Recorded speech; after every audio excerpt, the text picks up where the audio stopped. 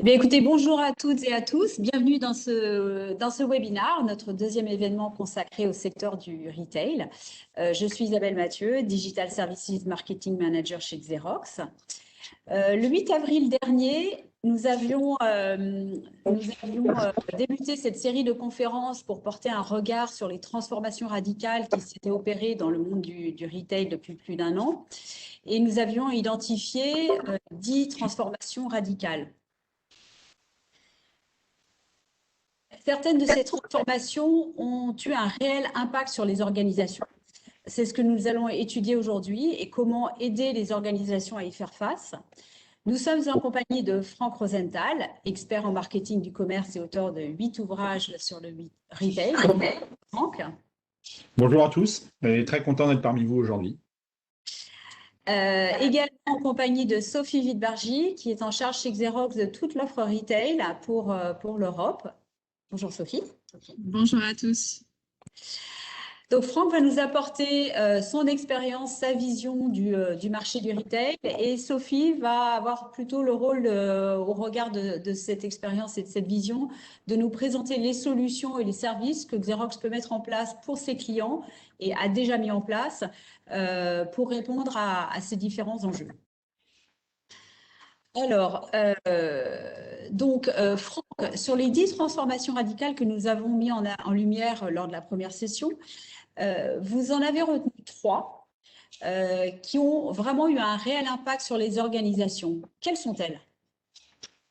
Alors, on va commencer. Sans doute la plus importante, c'est la généralisation de l'omnicanal. C'est vrai qu'il y a une accélération, on va en reparler sur ce plan-là qui est très très forte. Donc ça sera la première vraiment majeure.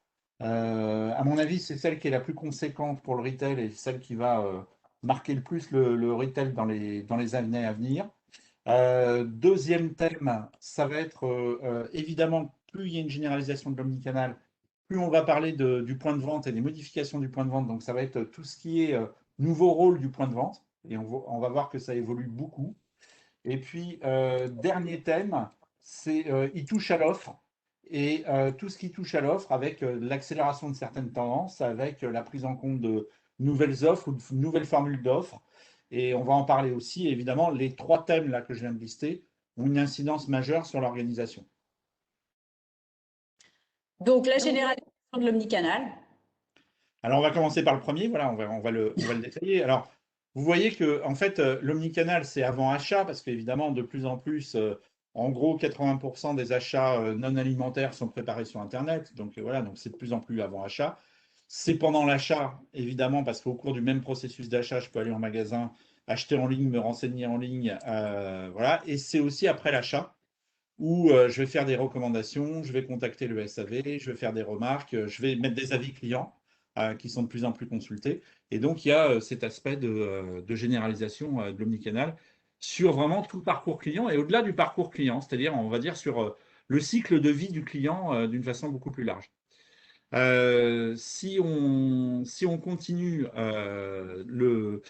cette généralisation de l'omnicanal, alors une partie de l'omnicanal, c'est le e-commerce. Je dis bien une partie.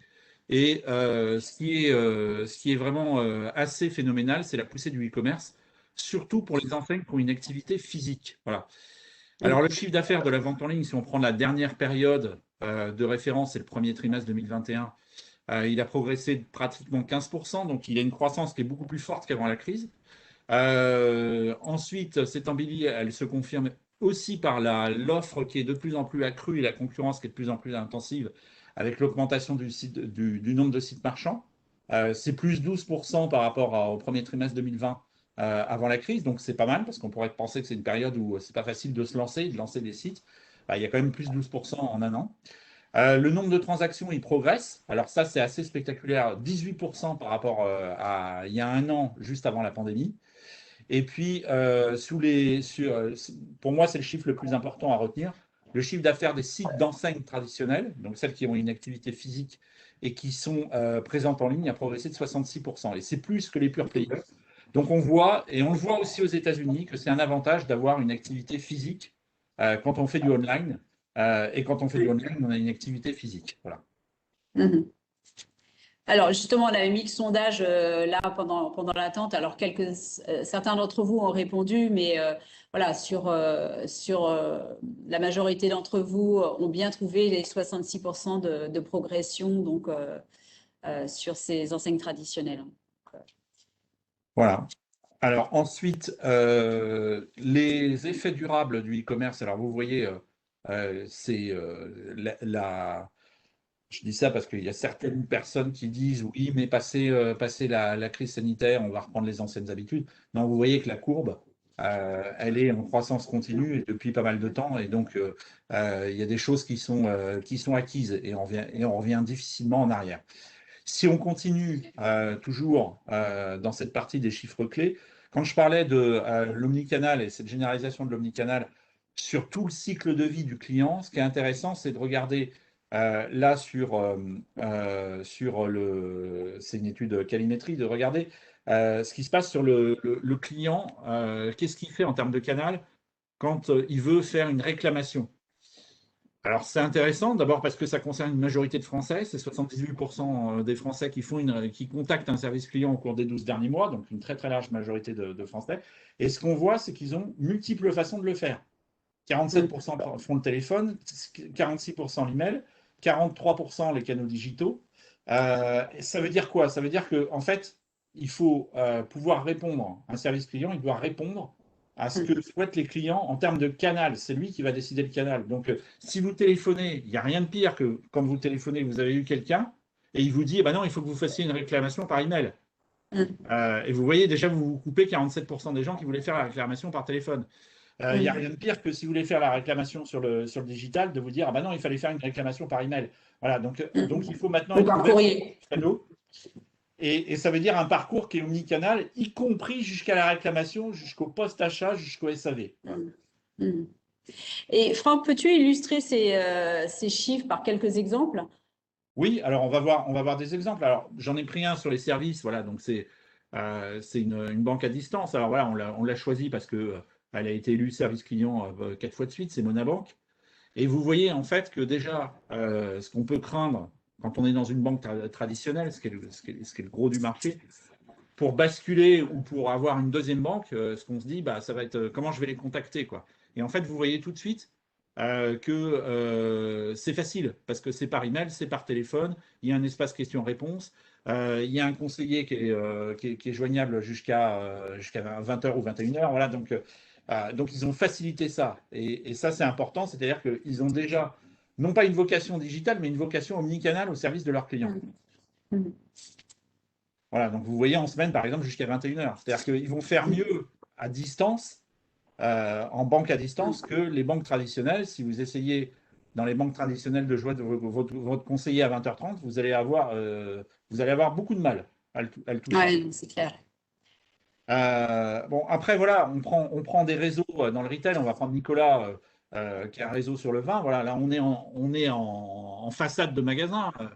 Simplifiez-vous la vie et vous voyez, il y a tous les contacts possibles. On peut les contacter par téléphone, on peut les contacter au magasin, on peut les contacter par mail. Et puis pareil, il y a aussi toutes les formules de livraison. Je peux faire du click and collect, je peux emporter directement, je peux me faire livrer. Voilà, donc l'omnicanal, il s'est généralisé à la fois dans les contacts avec le client et aussi dans les processus d'achat. Et je dis bien dans les contacts avec les clients parce qu'on insiste beaucoup sur les processus d'achat, ne serait-ce que par rapport à la montée du e-commerce, et on n'insiste pas assez sur tous les contacts clients qui sont sur tous les canaux différents au cours du même processus d'achat. Voilà, alors on va synthétiser, on le fera sur les 3 thèmes qu'on a choisi d'approfondir aujourd'hui, en récapitulant à chaque fois quels sont les enjeux. Ça implique. Voilà ce que ça implique et quels sont les enjeux pour l'organisation. Alors, premier enjeu par rapport à tout ce qu'on vient de dire, c'est de reconnaître les clients, quelle que soit la fréquentation et la diversité des canaux. C'est-à-dire qu'il n'y a rien de pire aussi de dire à un client qu'on ne l'a pas reconnu parce que c'était un client magasin, ou parce que c'était un client Internet, ou parce qu'il va recevoir un emailing qui ne correspond absolument pas à sa fidélité, par exemple, en magasin. Voilà. Donc ça, c'est important, c'est quelle que soit la fréquentation, quelle que soit la diversité des canaux. Alors évidemment, ça veut dire l'optimisation de la gestion de la data, pour qu'elle soit le plus pertinente possible. Troisième chose, et qui va avec la data, c'est de rassurer les clients sur ce qui est fait avec leur data. Alors, il y a toutes les obligations, évidemment, légales, RGPD. Voilà, bon. Après, d'abord, est-ce que les clients les lisent? Totalement, ça c'est une vraie question. Ensuite, est-ce qu'elles sont accessibles? C'est-à-dire qu'il y a les obligations qui sont des obligations juridiques et qui doivent être sous forme RGPD, mais il y a après aussi, à un moment donné, qu'est-ce qu'on fait avec votre data, quoi, et rassurer le client avec des mots qui sont compréhensibles et qui plus du RGPD. Donc ça me paraît aussi important pour l'organisation. Et ce point-là, je ne parle pas du point RGPD, parce que là, on est dans le respect de la loi, donc il n'y a pas de problème. Mais je parle du point de rassurer les clients sur ce qui est fait avec leur data. Franchement, il y a très peu d'exemples à suivre sur ce sujet-là et il y a beaucoup à faire. Et puis, dernier point, et c'est sans doute le phénomène le plus majeur, c'est que le client, lui, il n'est plus en silo. L'organisation, elle doit s'adapter. Voilà, donc, on le voit dans toutes les études, des clients qui sont monocanal, c'est-à-dire qui ne feraient que du magasin, ou des clients qui sont sur un seul canal et qui feraient que du digital ou du e-commerce, c'est des clients qui sont minoritaires et marginaux. Donc, la majorité des clients aujourd'hui n'est pas en silo et passe vraiment d'un canal à l'autre au cours du même processus d'achat. Donc, l'organisation, elle doit s'adapter à ça. Voilà en résumé. Alors, ça veut dire aussi que si on continue, il faut assurer une expérience client avec des standards élevés sur tous les canaux pour les clients. C'est-à-dire, c'est pas ouais, bon, en digital, ça y est, on est bon. En magasin, par contre, l'accueil, il n'est pas terrible. Non, on doit être bon partout, quoi. Parce que le même client, il peut venir à deux endroits différents. Et puis, on peut avoir des clients qui passent que par le magasin pour faire une réclamation, par exemple, ou on peut avoir des clients qui vont que sur Internet. Là, rien de pire aussi pour les enseignes physiques qui ont une activité digitale. Quand elles viennent en magasin, de s'entendre dire, bah, il faut que vous contactiez le site. Voilà, et souvent vous avez des do not reply. Donc voilà, donc et il n'y a rien de pire quand vous êtes déplacé pour rien, quoi. Voilà. Donc voilà, et ça va. Mon exemple là, que je viens de citer, c'est surtout ne pas décevoir les clients. Et il y a vraiment cet enjeu-là, c'est de ne pas décevoir les clients, quel que soit le canal, quel que soit le moment et quelle que soit la circonstance. Alors c'est facile à dire, mais en tout cas c'est ce qu'il faut faire. Merci Franck par rapport à cette première transformation. Donc Sophie, reconnaître les clients, quelle que soit la fréquentation et la diversité des canaux, optimiser la gestion de la data et les clients qui ne sont plus en silo. Je crois que ces éléments-là obligent effectivement les organisations à repenser la manière de communiquer et de traiter la data. Comment Xerox peut-il aider les clients face à cette généralisation de l'omnicanal ? Oui, effectivement, Franck vient d'évoquer le besoin d'omnicanalité tout au long du parcours client. Et je voudrais vraiment marquer un temps d'arrêt sur ce sujet parce que Xerox a aujourd'hui tout un panel d'activités autour de l'omnicanalité et des activités de service, qu'il s'agisse de campagnes marketing online et offline, de print management, d'accompagnement de fonctions in-store. Xerox aide aujourd'hui et accompagne beaucoup de clients dans le monde du retail à travailler de manière plus rapide et plus efficace. Il peut s'agir d'activités de consulting, de création de campagne ou de son contenu, d'implémentation de faits mesurables. L'objectif réel est que les clients de nos clients soient mieux servis avec surtout une expérience enrichie. Je crois que tu voulais nous partager l'expérience d'une campagne omnicanal que nous avons menée pour une grande marque de moto. Absolument. C'est vrai que pour illustrer, je voudrais vous présenter l'exemple qu'on a eu avec Ducati, donc grande marque de moto italienne. C'était un événement qu'on a organisé ensemble avec Ducati et Xerox, qui a eu lieu en Italie, évidemment. Il y avait vraiment 3 enjeux forts. Il était nécessaire de faire les choses différemment pour, d'une part, attirer des prospects, parce qu'on est en perte de vitesse, mesurer et monitorer l'événement tout au long de celui-ci et après, et bien sûr arriver à des résultats probants, c'est-à-dire avoir un événement où il y avait du monde et surtout pouvoir rentrer en communication avec les personnes par après. Donc pour cet événement, on a créé une campagne. Le taux de rachat ou redemption rate, comme il est appelé parfois, a été de plus 7%. En général, il est de l'ordre de 2 à 3%. Le taux d'ouverture de mail, le open rate, a été en moyenne de 31%. c'est 2,5 fois plus que le marché habituellement.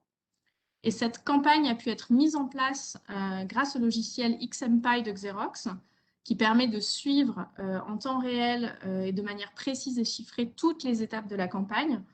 Donc finalement, cet événement a affiché complet, il a été vraiment tourné client et ça a été un succès dans sa réalisation, mais aussi par après dans le suivi post-événement. Donc je vous partage.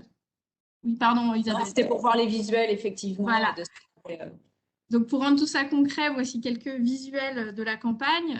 Donc, tout a été géré par Xerox, qu'il s'agisse de la création, du ciblage, des invitations. Donc, tout s'est fait de manière à la fois automatisée parce qu'il y avait une série de templates, mais personnalisée en fonction des réponses finalement des participants. Et pour voir ça un petit peu plus dans le fond, si tu peux passer sur la slide juste après, voilà. Donc, cette campagne a été montée en plusieurs phases. Vous voyez dans l'écran, dans le petit écran en haut à droite, les 4 phases. Une phase amont en gris clair, là sur le haut, qui s'est déroulée avant l'événement et qui incluait la phase où on envoie les invitations, où on émet la landing page, où on parle de call to action avant l'enregistrement. On passe ensuite à toute la zone qui est en bleu, qui est une phase d'inscription ou de non-inscription, hein, selon le prospect, avec des messages qui sont tout le temps adaptés en fonction de la réaction du prospect et de sa réponse. Donc, des reminders, des phases de notification, voilà, et tout ce qui s'ensuit. Une phase qui est en gris plus foncé, vraiment liée à l'événement en lui-même. Lors du jour de l'événement, on peut scanner le ticket pour voir, pour relier un tracking et ainsi avoir davantage d'informations. Et la phase enfin finale en vert qui est, elle, après l'événement pour le suivi, où on a une phase de questionnaire, on a une phase de relance pour vraiment être en lien et créer ce lien après l'événement. Donc à chaque d'analyse. Et d'analyse, absolument. Et l'analyse se fait tout au long de l'événement. Effectivement, on peut savoir de manière précise tout ce qui se passe. Et donc, à chaque phase, on a ce tracking, ces messages personnalisés qui peuvent être envoyés, et donc engager les participants de manière plus forte parce que c'est ce qu'on veut tous. Et Sophie, sur quoi s'appuient ces possibilités de communication omnicanal? Alors, Xerox a développé un hub, une plateforme qui centralise l'information. C'est vraiment un autre sujet pour agréger, je dirais, l'omnicanalité. L'idée est que les collaborateurs puissent avoir un point d'entrée unique pour que chacun puisse passer des commandes de produits en stock, assurer la traçabilité de ses commandes. Tout ça pour éviter finalement les communications par email et avoir un système vraiment centralisé. Donc, on pourrait imaginer des franchisés, des responsables de rayon, des responsables de magasins, des intervenants RH ou supply chain, tous peuvent avoir accès à leur interface dédiée et personnalisée. Donc, on peut évidemment personnaliser les endroits où certains ont accès. Et par ce hub, il s'agit vraiment de simplifier l'accès aux documents, mais de manière sécurisée. D'accord. Et en fait, que ce soit au travers de ce hub ou d'autres services, on va traiter vraiment les flux sortants, hein, ce qu'on a vu là par rapport à l'omnicanal, mais également des flux entrants. Absolument. Et c'est vrai que c'est cet exemple que je voulais vous partager, comment finalement on aide quand il s'agit de flux entrants, flux sortants. Il s'agit vraiment d'adresser de manière fluide les courriers, donc les courriers physiques comme les lettres qu'on peut recevoir, mais aussi les courriers plus digitaux comme les emails, encore les fax parce que certains l'utilisent toujours. Donc vraiment adresser de manière fluide ces courriers au bon service pour qu'ils soient traités rapidement par les bonnes personnes et surtout sans être reroutés. Tout ça pour gagner du temps au sein de l'entreprise. Donc vraiment, il y a 5 étapes clés dans cette partie traitement de l'information.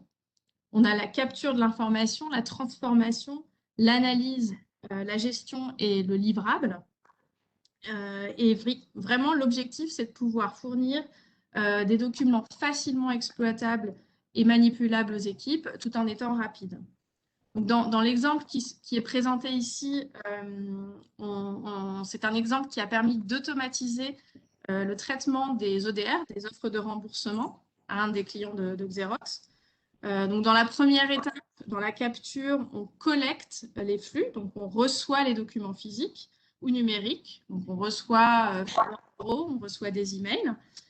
Puis, on les transforme, ces documents, en images électroniques. On associe à cette image les éléments de gestion qui sont nécessaires. Donc, de remboursement, pour être remboursé, par exemple, on a besoin du RIB. Donc, on s'assure que le RIB est bien présent dans le dossier pour que l'intégralité puisse ensuite être transmise à la personne en interne. On analyse en phase 3 et on automatise l'intégration de la data avec le RP ou le CRM. Et on gère ensuite, en phase 4, l'information. On l'archive si besoin. Parfois, c'est une requête client. Parfois aussi, c'est réglementaire. Donc, en fonction des besoins, on peut le faire. Donc, on peut archiver physiquement ou de manière électronique, au choix. Et le livrable, la phase 5, on délivre un document numérique sur les postes de travail, dans ce cas d'ODR, pour que les équipes puissent avoir accès à des dossiers complets et qui puissent les traiter au fil de l'eau sans être interrompus par des documents qui viendraient à être manquants. Donc, tout ça a permis finalement une amélioration de service et de productivité en interne chez ce client-là. Vous avez une petite pastille en bas de l'écran qui dit qu'avant, le délai de traitement d'un remboursement était entre 10 et 15 jours. Avec ce système qui a été mis en place, on est passé à 1 jour de traitement. Donc, ça montre l'augmentation de productivité interne et aussi satisfaction client, puisque moi, si j'ai 100 € à être remboursé, je vais les recevoir plus vite. Bien sûr. Et effectivement, on a une politique où on sait faire encore mieux parce que depuis je dirais, cette phase d'ODR et depuis cette phase de traitement de différents clients, on enrichit toujours. On est une entreprise d'innovation, donc on utilise l'intelligence artificielle, l'analyse sémantique pour accéder et accélérer encore plus l'utilisation dans ce secteur. Les processus de traitement sont encore davantage automatisés et industrialisés. Donc là où on avait des performances d'automatisation de 40 à 60%, aujourd'hui, on passe entre 70 et 95% même, selon les cas. Et vraiment, il s'agit, in fine, de servir le client où il est, quand il est, et surtout faire preuve de réactivité. Et c'est valable dans plein de secteurs, le retail, mais l'assurance et d'autres secteurs. Absolument. Tu fais bien d'ouvrir à d'autres secteurs. Merci Sophie. Voilà, on a couvert cette première thématique de généralisation de l'omnicanal. Franck, passons à la deuxième transformation, qui a eu un impact sur les organisations. C'est les nouveaux rôles du point de vente. Et ce n'est pas fini d'ailleurs. Voilà, alors, on va regarder, d'abord regarder les facteurs qui influencent l'évolution ou les évolutions du point de vente. Le digital qui est en plein essor, voilà, ça c'est une première chose. Le e-commerce qui prend des parts de marché. Évidemment, on ne peut pas se dire, ah bah oui, mais le point de vente, il reste comme il est. Troisième point, il faut gérer les parcs de magasins au plus près. Voilà. Si je prends toutes les enseignes qui ont eu des mois de fermeture en 2020 et même en 2021, les enseignes présentes dans les centres commerciaux, les enseignes présentes en périphérie, forcément, elles sont en train d'optimiser leurs parcs. Voilà, donc il faut gérer les parcs de magasins au plus près. Et puis, la crise sanitaire a multiples impacts, notamment sur le comportement des clients. Donc tout ça, ça engendre, c'est propice en fait à s'interroger sur le rôle du point de vente. Alors on va regarder, en fait, ce qu'on a essayé de faire, c'est d'essayer de déterminer, on va revenir là-dessus juste après, de déterminer… Ah pardon, je suis allée trop vite, excuse-moi. Non, on va essayer de déterminer ce que faisait le magasin avant et ce qu'il fait après. On va revoir ça dans un deuxième temps, ou ce qu'il fait maintenant, quoi. Voilà. Là, je passe. Voilà, donc on va quand même donner quelques chiffres là-dessus, voilà, pour dire que les magasins non essentiels sont les grandes victimes de la crise sanitaire. Voilà. Bon, le chiffre d'affaires du commerce spécialisé, il a baissé en 2020 par rapport à 2019 de 18%, c'est quand même colossal. Les centres commerciaux ont perdu en 2020 par rapport à 2019 25,7% de leur chiffre d'affaires, et 2021 ne sera pas meilleur parce que globalement, il y a eu pratiquement 4 mois de fermeture sur les grands centres commerciaux. 110 enseignes nationales, y compris la restauration, en liquidation en 2020. C'est quand même pas rien dans le paysage commercial français. Et 2 millions de mètres carrés, c'est Cushman et Wakefield qui dit ça, le stock disponible en surface commerciale en France. Voilà. Donc, on voit là aussi qu'il se passe plein de choses dans la réorganisation des parcs, ce que je disais avant. Si on continue la réflexion, j'y viens, c'est historiquement, vous avez ça à gauche. Le rôle du point de vente, c'était se renseigner, comparer. Je veux comparer d'un point de vente à l'autre quand il n'y avait pas le digital. Ou même quand il y a le digital, je veux comparer des offres, je veux comparer un produit et acheter. Voilà. Donc, c'était pas limité à sa plus simple expression. Je ne veux pas dire ça parce qu'on a l'impression que c'était facile et ce n'était pas plus facile. Il fallait avoir l'esprit commerçant. Enfin, voilà. Mais historiquement, le rôle du point de vente, il était beaucoup plus limité. Aujourd'hui, il y a toujours ça. C'est-à-dire que je viens toujours dans un point de vente pour me renseigner. Il y a un nouveau produit qui vient de sortir, je vais me renseigner. Il y a un nouveau smartphone qui vient de sortir, je vais me renseigner. Voilà, je viens comparer, je viens pour acheter. Mais je viens aussi pour retirer mes commandes, ce que je ne faisais pas avant, généralisation du click and collect. Donc ça, c'est important. Je viens, le magasin aujourd'hui gère un rôle de gestion des commandes Internet. Alors on le voit, le meilleur exemple, c'est de voir ce qui fleurit dans toutes les grandes villes. C'est le quick commerce avec les dark stores. Et donc, voilà, je vais citer Gorillas l'allemand, ou je vais citer Getir le turc, ou je vais citer Cajou le français, pour en citer quelques-uns. Le principe, c'est que vous allez commander en ligne et vous allez être livré chez vous 10 minutes après la commande. Mais vraiment 10 minutes après la commande. Alors, pour faire ça, il faut faire comment? Il faut d'abord avoir peu de références. Ensuite, être dans un magasin qui a un dark store, c'est-à-dire pas être gêné par les clients. Avoir une logique qui est une logique de fluidité et de rapidité.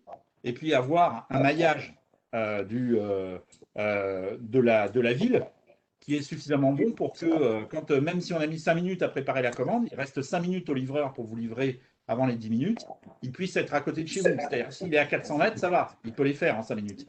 S'il est à 10 km, il ne les fera pas. Voilà. Donc, gérer les commandes Internet, ça, c'est un des nouveaux rôles du point de vente.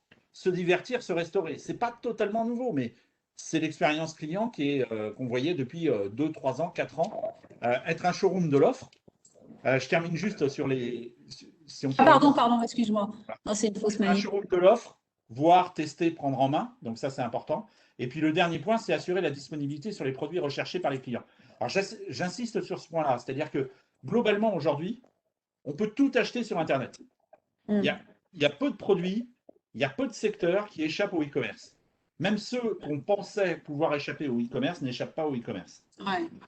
Voilà. Par contre, quelqu'un qui va aller en magasin, s'il est séduit par un produit, il le veut tout de suite, particulièrement quand il a vérifié le stock en magasin. Donc, si on lui dit, il a vérifié le stock en magasin, on lui dit, ah bah non, on n'en a plus, c'est très, très décevant. Voilà.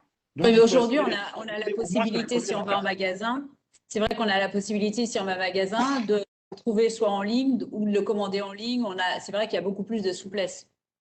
Il y a beaucoup plus de souplesse, mais si on veut le faire à partir du magasin, on doit avoir l'information en termes de renseignement pour se dire, bah, je vais retirer tel produit dans, je ne sais pas, une boutique Orange ou un espace SFR, par exemple, sur mon nouveau smartphone. Et ben, aujourd'hui, si vous faites le test sur les différents réseaux, vous allez voir que c'est très, très difficile de le savoir. Si vous voulez faire la commande en ligne et le recevoir chez vous, il n'y a pas de problème. Si vous voulez savoir, si vous voulez vous dire, moi, je veux avoir l'expérience magasin parce que je veux qu'on me fasse, par exemple, le transfert des données, ben là, c'est très difficile de savoir le stock qu'ils ont. Donc voilà, quelques exemples. C'est un exemple. On va en voir d'autres, des exemples dans ce rôle de point de vente. Bon, alors, l'automobile, voilà, les concessions, le digital a changé tout le parcours client. Alors là, c'est le directeur général de Renault, Luca de Meo, qui disait il y a quelques jours dans le Parisien, quand j'ai commencé à travailler chez Renault en Italie, les clients faisaient 6 ou 7 visites en concession. Aujourd'hui, c'est 1 ou 2. Les gens savent ce qu'ils veulent. On fait moins de brochures, on fait des sites internet et des services de click and collect. L'époque n'est plus à construire des cathédrales. Ils parlent des concessions pour montrer la puissance de la marque, mais je suis convaincu qu'avoir un réseau de distribution physique est un avantage. Voilà. Et d'ailleurs, ceux qui n'ont pas fait de réseau de distribution physique sont en train de le faire. Voilà. Donc, Tesla, par exemple, qui avait tout digitalisé dans un premier temps, a un réseau de distribution physique et de plus en plus. Voilà. le processus, on revient juste sur le slide précédent, je suis désolé, le processus va se digitaliser, mais le contact humain reste important. Voilà. Et c'est ce qui fait la différence. C'est à un moment donné, je veux trouver un contact humain. Je n'achète pas une voiture avec une fréquence forte. Les ventes de voitures neuves en France iraient beaucoup mieux si c'était le cas. Je veux avoir un contact humain, il faut que je puisse l'avoir. Voilà. Même si. On n'est quand même pas au 100% click and collect pour acheter une voiture, quand même. Voilà, exactement. Alors, les nouveaux rôles du point de vente. Voilà le dernier concept de Walmart. Hein, il est sorti à quelques kilomètres du siège de Bentonville dans l'Arkansas, aux États-Unis. Et en fait, vous avez le magasin qui est enrichi par le smartphone. C'est-à-dire que vous avez un parcours où vous allez pouvoir faire de la recherche de produits, avoir toutes les options pour commander en ligne directement à partir du magasin. Alors là, on voit la généralisation de l'omnicanal, hein, c'est le thème précédent, mais on le voit aussi dans le nouveau rôle du point de vente. Pouvoir faire de la personnalisation sur certains produits, pouvoir vérifier le prix. Quand vous regardez aujourd'hui dans les hyper les bornes prix, il faut les trouver. Hein. Ouais. Faut les trouver, donc c'est pas si évident. Et puis avoir un paiement sans contact. Bon, bah, c'est de plus en plus important avec la crise sanitaire. Voilà, et de pouvoir faire ça avec son smartphone. Voilà. Donc on voit que le digital et le smartphone en particulier enrichit aussi le point de vente. Et l'exemple du premier distributeur mondial est important. Deuxième exemple, on est toujours aux États-Unis, c'est Petco. Alors Petco, c'est le leader de tout ce qui est animalerie, quoi, en fait, voilà, et aussi vente de pet food. Et en fait, les magasins, alors ils en ont près de 1500 aux États-Unis, assurent la livraison d'environ 83% des commandes en ligne. Ce qui leur permet, en fait, d'abord de ne pas avoir des entrepôts supplémentaires. Les magasins sont les entrepôts, et ça leur permet, avec le maillage du territoire américain, d'avoir une fluidité, une rapidité pour servir les commandes. Voilà. Et donc, ils sont complètement complémentaires. Voilà. Donc, et ce que dit le CEO de Petco, c'est notre avantage structurel de 1453 points de micro-distribution à travers nos pet care centers, donc ils les appellent comme ça, on dit animalerie en français, est un différenciateur stratégique par rapport aux concurrents en ligne pure player. Voilà. Non, mais c'est vrai que c'est énorme de voir les points de vente comme des entrepôts, non plus comme des simples magasins, mais magasins et entrepôts. Ouais. Voilà, c'est la grosse différence entre Walmart et Amazon aux États-Unis. Amazon raisonne à partir d'une vingtaine d'entrepôts. Même s'ils mettent les magasins Whole Foods, où il y en a 450, comme des centres de distribution, mais globalement, ils raisonnent sur 90-95% de leur volume à partir d'une vingtaine d'entrepôts. Et Walmart, ils raisonnent par rapport à leur parc de magasins avec 5000 magasins. Et donc, Walmart, si vous avez oublié, par exemple, si vous êtes client physique et vous avez oublié un produit et que vous vous rendez compte chez vous en arrivant parce que vous ne l'aviez pas noté sur votre liste de courses, vous faites la commande sur l'application walmart.com et vous allez être livré dans la journée. Pourquoi? Parce qu'ils sont à 2, 3, 4, 5 km de chez vous. Ils peuvent organiser des tournées. Voilà. Alors, dans les nouveaux rôles du point de vente aussi, c'est pouvoir retirer son produit en sans contact. Alors, on l'a vu avec la généralisation pendant la crise sanitaire des drives sans contact, voilà, ou directement auprès d'un vendeur. Ça, c'est nouveau, c'est ce que Darty est en train de mettre en place. Finalement, j'ai commandé un produit informatique, ben, je vais aller voir le vendeur, je vais avoir la preuve de ma commande, et puis je vais lui dire que, par exemple, j'ai commandé un écran, et il va me dire, ah oui, mais est-ce que vous avez pensé à avoir, par exemple, le câble HDMI pour pouvoir le connecter à votre unité centrale, enfin, etc. Voilà. Je ne suis pas vendeur en informatique, mais je pense qu'effectivement, si vous avez l'écran et que vous n'avez pas les câbles, c'est gênant, et on voit que le vendeur peut apporter quelque chose, au-delà de simplement retirer le produit. Retirer le produit, c'est le service, mais en plus du service, on peut lier du conseil. Voilà, donc c'est un exemple qui est assez intéressant. Du conseil ou de l'expérience, là, ce qu'on va voir ici voilà. Chez Allo. Voilà, alors deux exemples aux États-Unis. À gauche, vous avez le magasin de Nike à New York qui s'appelle Nike House of Innovation. Il y en a 3 dans le monde, dont un à Paris. Malheureusement, celui de Paris, il a ouvert en dernier en plein moment de la crise sanitaire, donc il n'est pas encore, on va dire, aux normes de l'expérience client de ce qui pourrait être. Mais celui de la 5e avenue, c'est ce que vous voyez à gauche, vous rentrez dans un stade de basket. Vous ne rentrez pas dans un magasin, vous rentrez dans un stade de basket. Avec le bruit qu'il peut y avoir, avec l'ambiance qu'il peut y avoir, avec le visuel qu'il peut y avoir, la lumière qu'il peut y avoir. Donc voilà, on change complètement l'expérience du point de vente. À droite, on est chez Allo, c'est un spécialiste du yoga. Bon, bah, en fait, ils sont comme un club de yoga, c'est-à-dire qu'ils font des séances, vous pouvez vous inscrire en ligne, vous pouvez venir vous inscrire au magasin, pratiquer le yoga, même si vous êtes seul, enfin, etc. Vous faites comme vous voulez, quoi. Donc, et évidemment, c'est de la surface commerciale qu'ils prennent. Voilà. On n'y va pas pour acheter. On y va pour acheter parce qu'il y a une surface commerciale à côté, mais là, on y va, on peut y aller que pour faire du yoga. On peut y aller que pour faire du yoga, on peut y aller que pour acheter, ou on peut faire les deux. Voilà. Et donc, évidemment, suivant ce qu'on va faire, on n'a pas la même expérience. Et puis, on voit des magasins qui sont carrément sur l'expérience, c'est-à-dire qu'ils ne vendent rien. C'est le cas du Samsung Experience à New York, qui est une vitrine en fait, de la marque Samsung. On peut avoir toutes les informations sur les produits, rencontrer les conseillers, mais par contre, on ne peut pas acheter. Moi, je vous donne un exemple. Hein. J'ai un Samsung Galaxy. Il me manquait un chargeur quand j'étais à New York. Je voulais leur acheter un chargeur. Ils me disent où je peux le trouver à New York, dans les magasins d'électronique où je peux le trouver, mais ils ne me le vendent pas. Ouais. Même un produit très simple. Voilà. Donc, et ils ont choisi de tout faire au niveau de l'expérience client. Donc, ça veut dire que vous allez être en contact, vous allez pouvoir faire des expériences avec votre smartphone, vous allez pouvoir faire des expériences sur la réalité virtuelle. Moi, j'ai testé, par exemple, le surf à Tahiti, quoi. En fait, voilà, bon. Et effectivement, c'est quelque chose que j'aurais pas pu faire ailleurs. Donc j'ai une vision en sortant de la marque Samsung qui est différente de celle que j'avais avant d'arriver. Et c'est ça qui mesure. Donc, au final, on résume par rapport au nouveau rôle du point de vente. Qu'est-ce que cela implique pour les organisations? Alors, ça implique pas mal de choses. Donc, d'abord, repenser le rôle du magasin. Et ça, je pense que ça concerne tous les réseaux. Il faut se dire, c'est quoi aujourd'hui le rôle du magasin chez nous? Définir ses rôles prioritaires. Parce que vous pouvez faire une longue liste. Voilà, mais c'est quoi les 3-4 rôles prioritaires? Et ceux qui sont jugés prioritaires par vos clients. Donc là, ça veut dire aussi qu'il faut avoir des études clients pour savoir ce que pensent les clients. Parce que ça, moi, j'entends ça beaucoup dans les réseaux. Ah, mais les clients, ils disent ça. Ouais, mais après, quand vous demandez l'étude, on a l'impression que les clients disent ça. Donc je dis, il y a une différence entre l'impression qu'on peut avoir et ce que disent vraiment les clients dans les études. Donc c'est pour ça que là-dessus, il faut revenir aux études pour savoir vraiment ce que pensent les clients sur le rôle du magasin. Repenser le concept magasin et le parcours client. Évidemment, par rapport à tout ce qu'on a dit, par rapport à toutes les évolutions. Imaginez, vous avez fait, juste avant la crise sanitaire, décembre 2019, vous avez un nouveau concept qui est arrivé.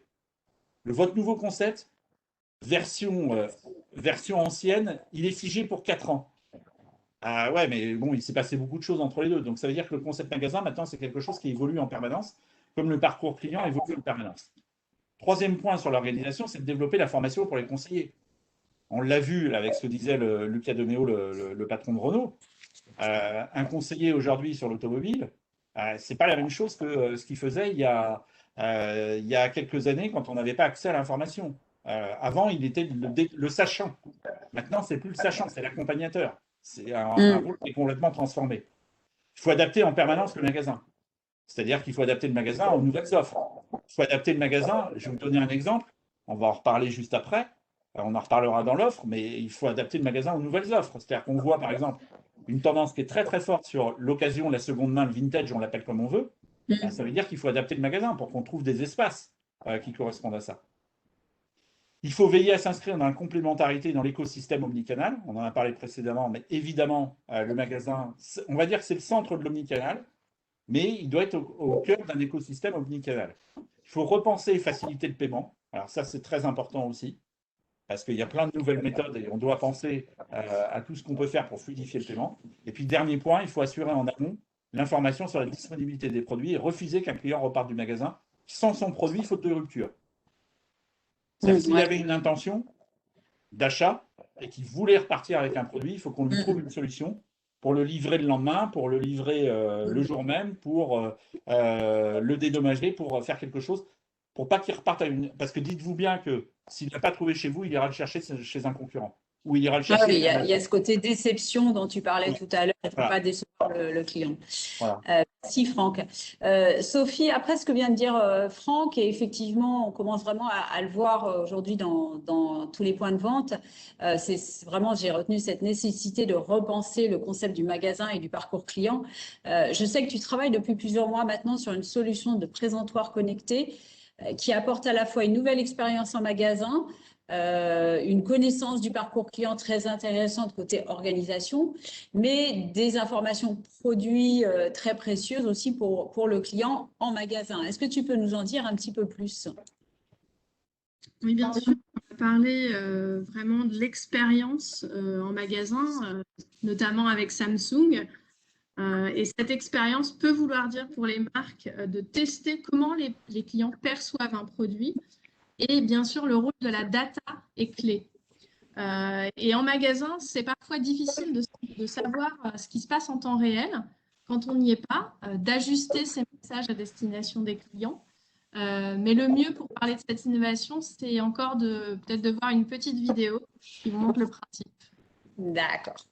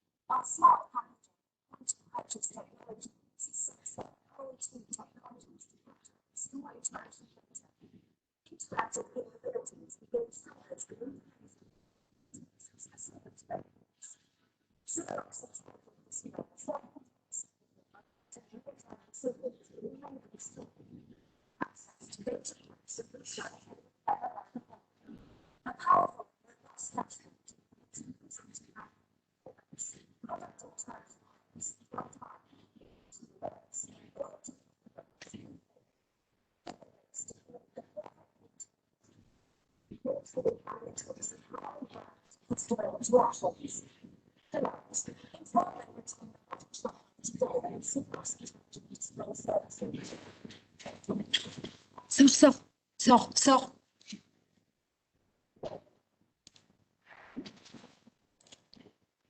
Oui, merci Isabelle.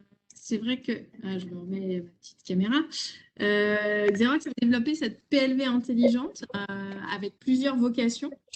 On a pu voir dans cette petite vidéo d'abord de susciter l'intérêt du client en point de vente, rendre la PLV plus dynamique, créer vraiment cette expérience avec le client, cette interaction où on a la possibilité de mêler à la fois physique et digital, utiliser tout le pouvoir, je dirais, du packaging comme tel sur l'étagère, mais aussi de manière augmentée, en utilisant et en ajoutant des fonctions digitales.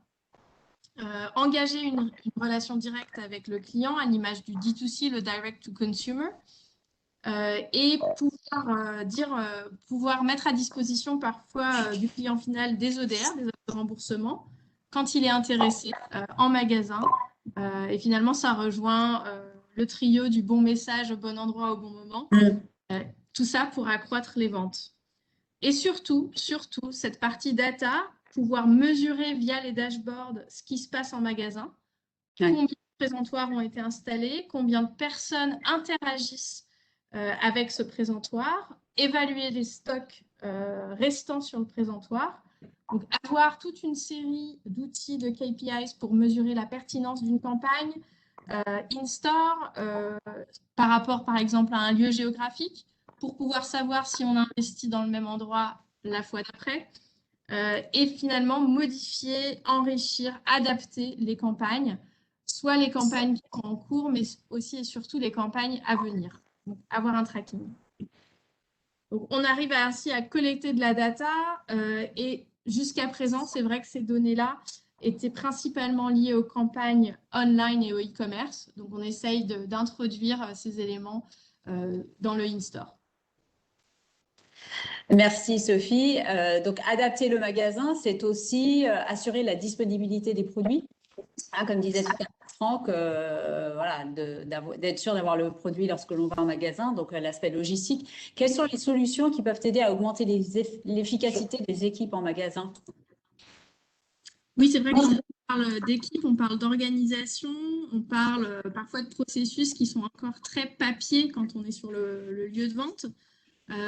Chez Xerox, on imagine comment simplifier la vie des équipes au quotidien. Donc, dans cet exemple, vous avez finalement une partie papier qui est sur la face de gauche où on a différents formulaires où finalement, nous, on les agrège toutes au moyen d'une app qui permet de tout compiler en un seul clic, en un seul endroit, et surtout qui permet d'avoir une vision d'ensemble à un nombre d'interlocuteurs qu'on a précédemment défini. Donc, finalement, on a une seule interface digitale, on gagne du temps, les managers gagnent du temps, les gens dans les points de vente gagnent du temps parce qu'ils ont qu'un endroit où faire leurs études. Et surtout, on a plus de temps avec les clients, in fine, mais on a aussi cette vision très précise de qu'est-ce qui se passe sur chaque point de vente, Et par exemple, si on a un poulet rôti qui est défaillant et qu'on s'en rend compte sur 5 points de vente, et ben, probablement il y a une possibilité que que ce soit plus général. Donc ça permet aussi de pouvoir agir en amont. Ouais, d'anticiper également. Ouais. Très bien, merci Sophie. On va accélérer un petit peu. Généralisation de l'omnicanal, nouveau rôle des points de vente. Franck, quelle est la troisième transformation qui a eu un réel impact sur les organisations? C'est une accélération en fait sur toutes les nouvelles attentes qui concernent l'offre alors au global. Donc on va voir quelques exemples, on va en parler, donc on va avancer vite parce qu'on est pas en avance, voilà. Donc l'offre ne sera plus jamais comme avant.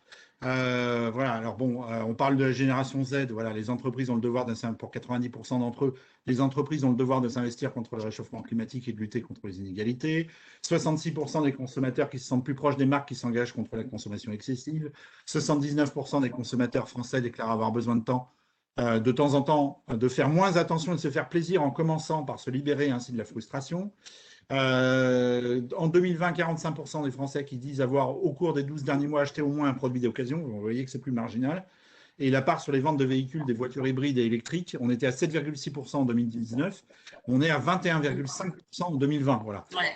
Et pour la première fois, il y a dans le top 10 des ventes de voitures en France, il y a une voiture électrique qui arrive en 10e position. Donc, c'est la Tesla Model 3. Voilà. Alors, donc, quelques exemples. Voilà, on va parler des exemples. Alors, Petit Bateau, par exemple. Petit Bateau, depuis leur origine, ils étaient confrontés à ouais, mais les gamins, ils grandissent. Les gamins et les gamines, voilà, donc ils grandissent. Donc, on achète des très beaux produits, mais ils ont une durée de vie limitée. Et bien là, vous voyez, changer de main, la seconde main par Petit Bateau, ils vont faire une sorte de diagnostic sur l'état des produits que vous allez leur ramener. Et ils vont vous donner des bons d'achat qui correspondent à l'état, si l'état il est neuf, s'il est excellent, s'il est bon, s'il est moyen, enfin, etc. Et donc, évidemment, vos produits, ils ne sont pas à donner à d'autres, ils ne sont pas à jeter, à donner à des associations, ils ont de la valeur. Voilà. Alors, on voit ça dans le textile maintenant. Donc, là, j'ai pris l'exemple de Jules, mais ça concerne beaucoup, beaucoup d'enseignes. C'est la révolution de l'offre. Aller par exemple ici. Oui, voilà, il y a beaucoup d'exemples. Et chez Jules, la démarche, elle s'appelle In Progress, elle est visible en magasin et sur le site. Et voilà, on est de plus en plus vers un comportement éthique dans le textile. Et ça se fait en transparence avec le client. Là, on vient sur l'électronique. Je parlais tout à l'heure des ventes de smartphones. Donc là, vous voyez, je vais chez Upside. Donc, ils ouvrent pas mal de magasins maintenant partout en France. Et je vais avoir le choix entre un produit, je prends un iPhone par exemple, prix neuf, si je l'achète neuf, si je l'achète reconditionné, si je l'achète en très bon état, si je l'achète en moyen état, enfin, etc. Et donc, je vais pouvoir comparer les prix. Est-ce que je prends l'iPhone dernière génération, mais qui est en très bon état, ou est-ce que je prends un produit en dessous chez Apple qui est neuf? Voilà. Et donc, du coup, on va se reposer des questions qui vont avoir une influence sur l'image prix et sur le pouvoir d'achat. Donc ça, c'est important aussi. On voit aussi tout ce qui évite le gaspillage, le recyclage, un comportement plus écologique. Alors là, j'ai pris l'exemple de Body Shop. Ils appellent ça les stations de recharge, en fait. Et vous achetez un contenant et puis après, vous avez plus besoin d'acheter le packaging et vous venez recharger directement vos produits, avec évidemment une économie parce que le contenant, il est plus grand que les packaging. Voilà, en gros, c'est un contenant de 250 millilitres. Quand vous étiez sur un packaging qui était 200 millilitres. Et c'est au même prix. Donc, vous avez gagné mathématiquement, si je ne me trompe pas, 25%. Quoi, en fait. Voilà, H&M qui lance One. Alors, One, c'est les ventes de costumes se sont effondrées pendant la crise, évidemment, plus que télétravail, puisque les mariages et toutes les célébrations, quasiment plus rien, quoi, en fait. Voilà. Donc, ils ont décidé de lancer aux États-Unis et au Royaume-Uni un service qui s'appelle One. Et en fait, ils vous prêtent un costume pour 24 heures. S'il ne vous plaît pas, vous allez faire votre entretien d'embauche. S'il ne vous plaît pas, vous le ramenez chez H&M, il n'y a pas de problème. Et s'il vous plaît, vous avez la possibilité de l'acheter et de vous dire, ouais, tout le monde m'a dit que j'étais super élégant avec mon costume, maintenant je peux l'acheter. Voilà. Donc, merci H&M. Et puis, à chaque fois que j'ai un entretien d'embauche, je peux changer de costume et tester toute la gamme. Non, en fait, ils n'ont que 2 modèles possibles. J'ai regardé de près, voilà, ils n'ont que 2 modèles possibles.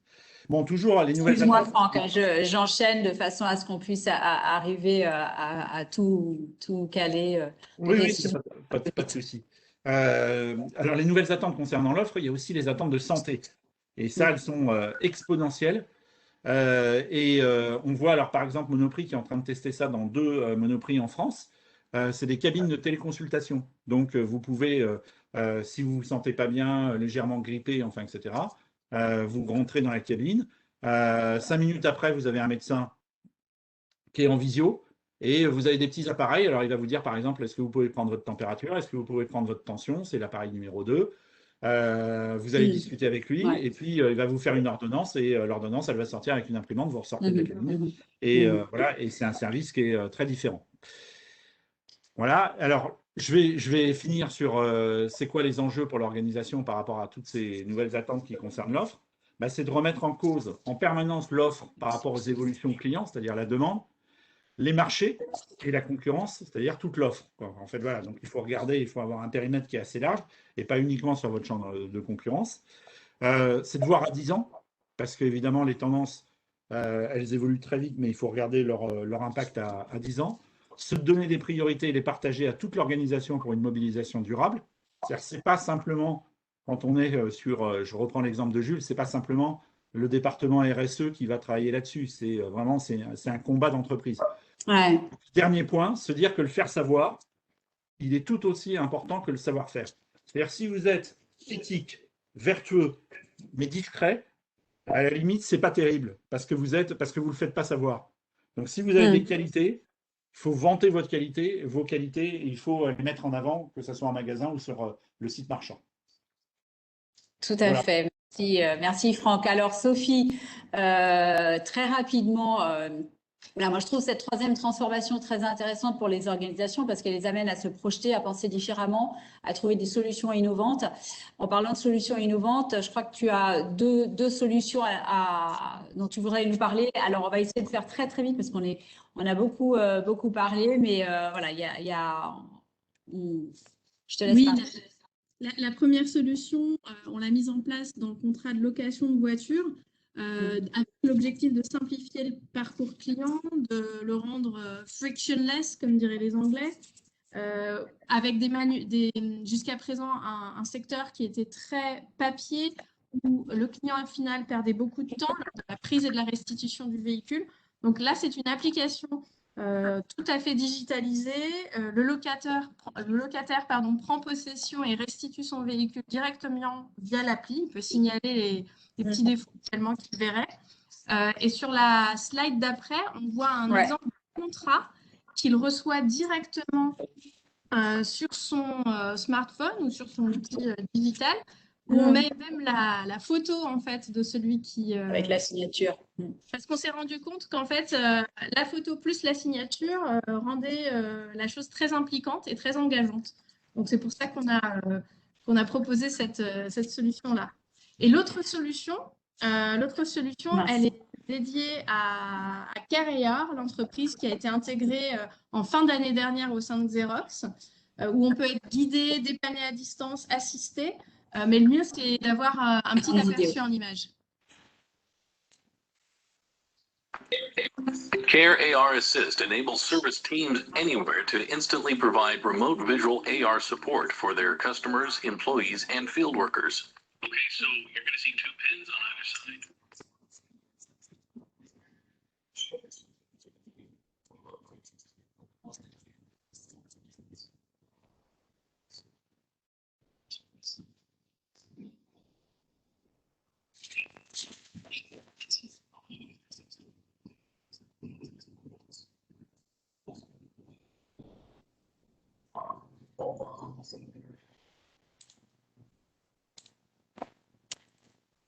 Oui, alors, ce que je voudrais que vous reteniez avec ce système-là, c'est qu'il y a vraiment 4 messages clés. Le tout est chapeauté par une volonté d'une expérience post-achat plus fluide, plus simple.